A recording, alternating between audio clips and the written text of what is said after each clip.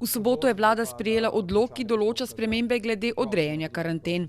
Karantena ob vstopu v državo po novem ne bo odrejena, če bo imela oseba opravljen test na COVID-19 in bo ta negativen. Test sicer ne sme biti starejši od 48 ur.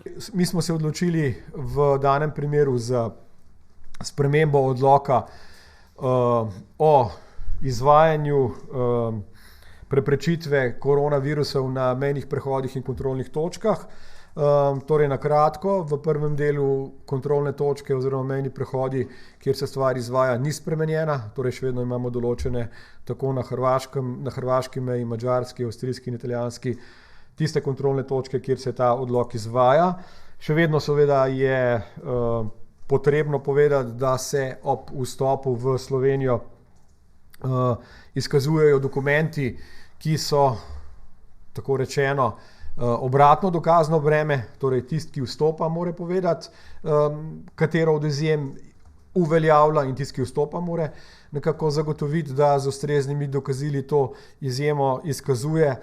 In pa v nadaljevanju smo združili ali pa nekako poenostavili, znižali število izjem, ki so sedaj opredeljene v točkah od 1 do 14 in so namenjene tako za rdeče kot za oranžne države. Torej, zakaj je razlika? Razlika je zato, ker tako slovenski državljani kot vsi tisti, ki so člani Evropske unije oziroma tukaj stalno prebivališče, lahko od danes naprej vstopajo, vkolikor vstopajo iz držav članic EU oziroma šengenskega območja, v Slovenijo brez omejitev, vkolikor so izjema, vkolikor pa te izjema, naj še enkrat povem, da je izjem zelo veliko, vkolikor pa ta izjema ni oziroma niso, pa imajo dve možnosti. Torej možnost, tako kot do sedaj, preiti v karanteno, torej odsedeti ali pa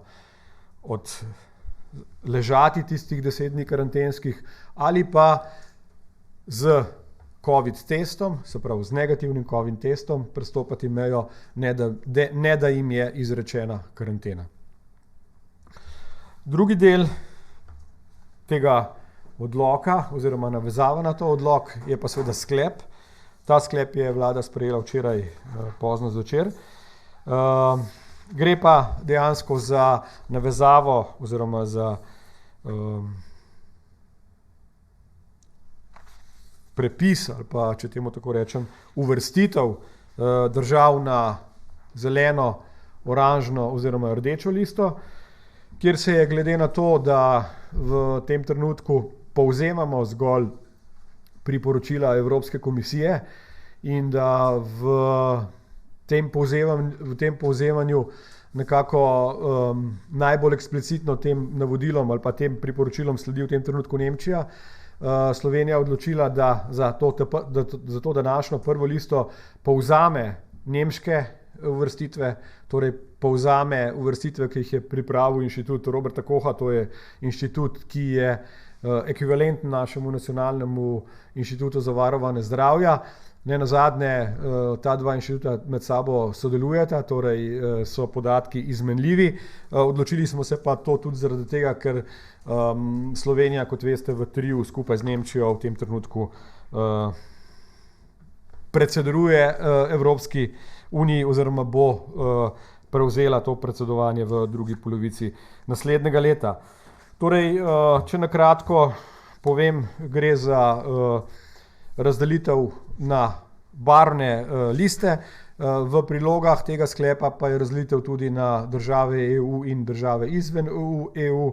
Torej, iz te liste bo ali pa je jasno razvidno, katere države so na zeleni listi, katere države so na rdeči listi, torej govorim tako tiste evropske države kot tiste tretje države, vse ostale države ali pa pokrajine, ki jih na teh dveh listah pa so na tako imenovani oranžni listi, in kot sem povedal že pred meseci, seveda oranžne liste posebej ne izpisujemo, ampak je seveda logično, da so vse ostale države na oranžni listi.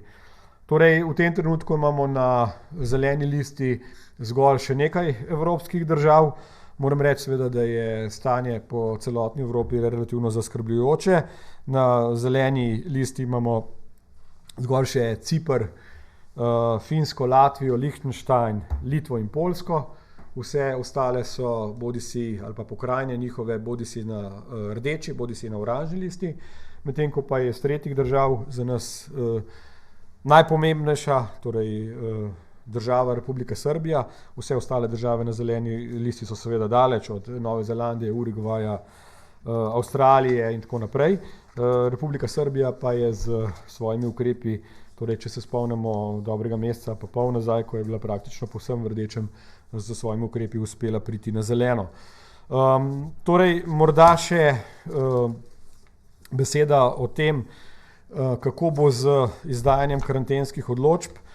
Torej na mejah se z izdajanjem karantenskih odločb ne spremeni pravzaprav nič. Kdorkoli, torej oseba, ki bo želela priti v Slovenijo z rdeče države in ne bo imela s sabo negativnega COVID testa, ji bo izdana karantenska odločba. Smo pa v odloku zapisali še dodatno izjemo, torej tudi tisti, ki bo prejel karantensko odločbo, torej ki se bo na meji odločil, da gre v karanteno, bo imel tekom karantene, torej tekom tistih 10 dni karantene, možnost, da opravi test na COVID-19 in v primeru negativnega testa na COVID-19 se mu ta karantenska doba prekine. To pomeni teoretično, da lahko pridete mejo, dobite karantensko odločbo in se čez dan, dva odločite za COVID test. V tem primeru, vkolikor je pač negativen, boste pod narekovaji karantene v nadaljevanju oproščeni. V tem trenutku, torej s sprejemom tega odloka, smo začasno vrnili zadevo na stanje v tisti čas, preden smo dovolili ali pa preden je bilo moč priti k nam tudi z pozitivnimi oziroma negativnimi testi iz tretjih držav.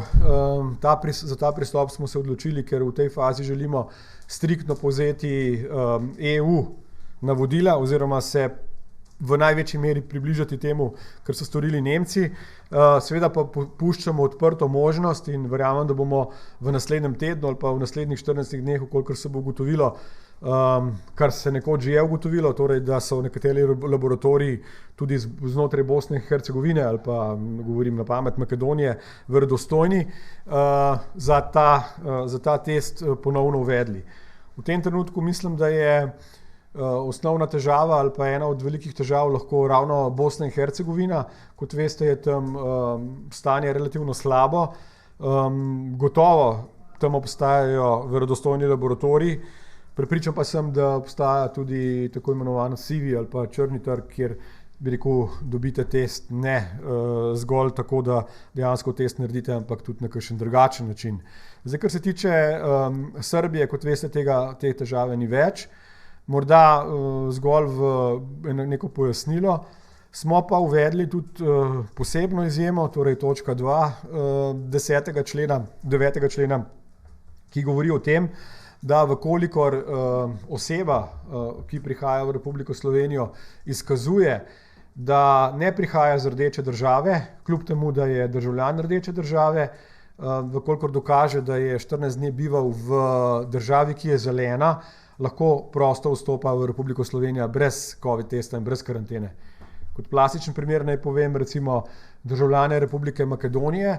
Državljani Republike Makedonije so seveda, kot veste, na rdečem seznamu, vkolikor so zaradi česarkoli, torej zaradi družinskih zadev, zaradi posla recimo, zaradi zadev, ki jih morajo opraviti naprimer v Republiki Srbiji in dokažejo, da so zadnjih 14 dni bivali v Republiki Srbiji. Seveda ta dokazila so jasna, torej žig mejnega organa na meji med Republiko Srbijo in Republiko Makedonijo, recimo posledično hotelski računi ali pa bilo kaj drugega, dokažejo, da so zadnjih 14 dni bivali v zeleni državi, lahko prosto vstopajo. Enako je seveda za vse druge države, ki so na rdečem seznamu, torej teoretično tudi, če nekdo pride iz, govorim, Brazilije in se 14 dni zadržuje na Finskem, bo lahko vstopil v Slovenijo brez omejitev.